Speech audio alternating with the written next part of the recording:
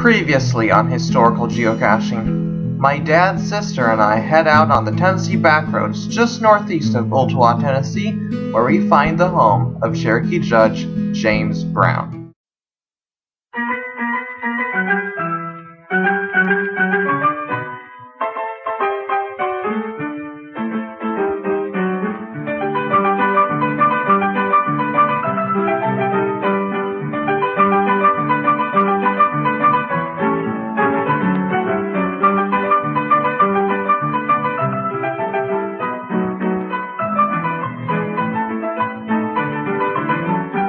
And welcome everybody to another edition of Historical Geocaching on the Road with geocacher Tina Photobug from Chattanooga, Tennessee. Today is really exciting because my dad and sister and I are heading down to the Brainerd Mission Cemetery in central Chattanooga, the last remaining part of the Brainerd Mission, a very successful mission to the Cherokee Indians in the early 1800s. So I'm really excited to be able to visit this major part of Chattanooga area history. Come along with us as we tour, visit, and explore the Brainerd Mission Cemetery.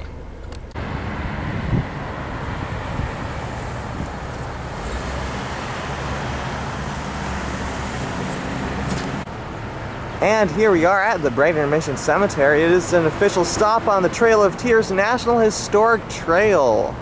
And that trail goes over several states.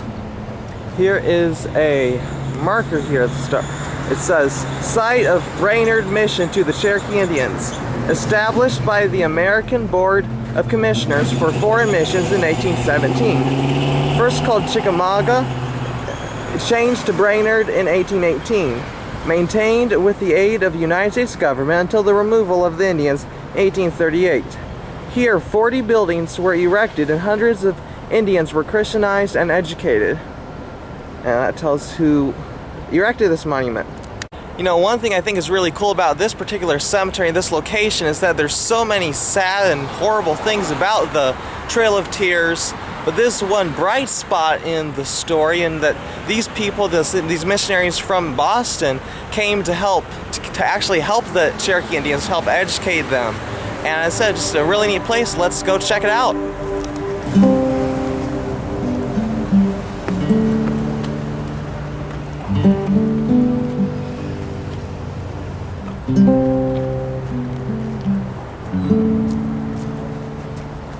Here it says,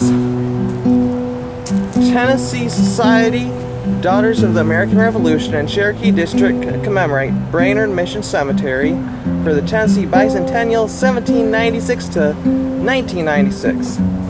Cool.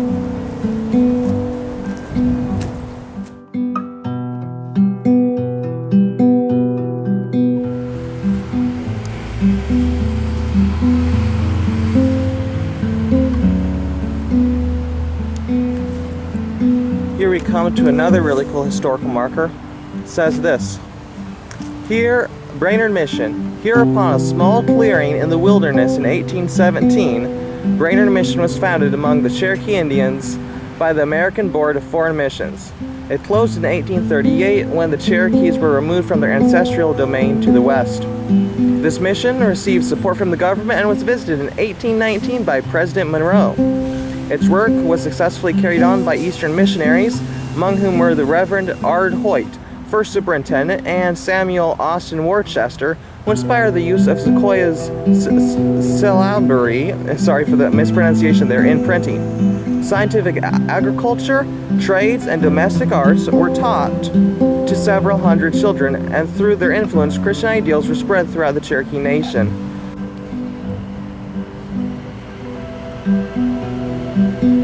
Here's the grave of Samuel Worcester. He was a reverend or pastor that I believe was part of the church or company of believers that actually sent missionaries out here from Boston.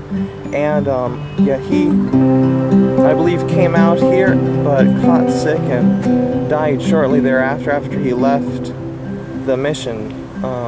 Anyway, interesting story, even though it's a little sad, and he is buried here now. If you're interested, here's the grave of John Archer Assey, who's a student interpreter and explorator that died here June 8, 1825.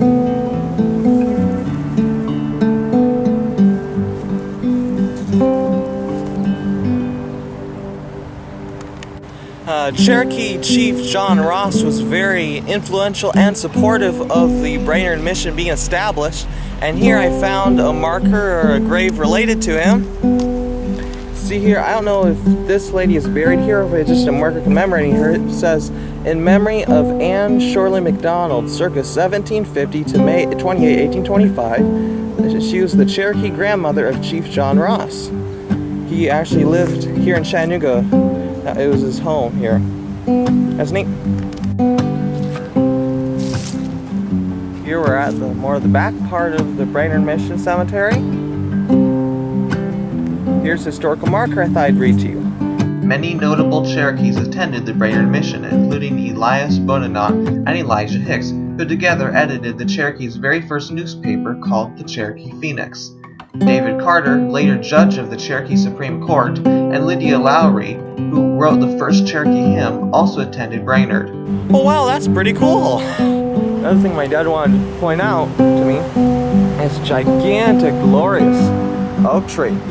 There's another little sign here. It says that it's a southern red oak. This tree is one of 6 believed to have been planted by the Brainerd missionaries about 1830 AD. Well, that's pretty cool. I think that's really neat that this tree right behind me might be one of the very trees that the missionaries back in the 1830s planted. And it's just amazing to think, as I've been reading these markers, that once upon a time, this cemetery wasn't in the middle of a mall, it wasn't in the middle of a city, it was in the middle of the wilderness that these missionaries were cutting out, cutting the trees, clearing everything to build their mission here. Okay folks, well anyway, I hope you really enjoyed this video of the Brainerd Mission Cemetery. Got to come here and film it. I'm really happy I was able to share it with you guys. Really neat to come here again and with some more knowledge just reflect on what happened here. It's really amazing, neat to come here. Hope you enjoyed this video as well. Be sure to check out more of my historical geocaching videos at www.youtube.com/tnphotobug. And until next time, this is geocacher TN Photobug signing out. I'm having a blast with the past.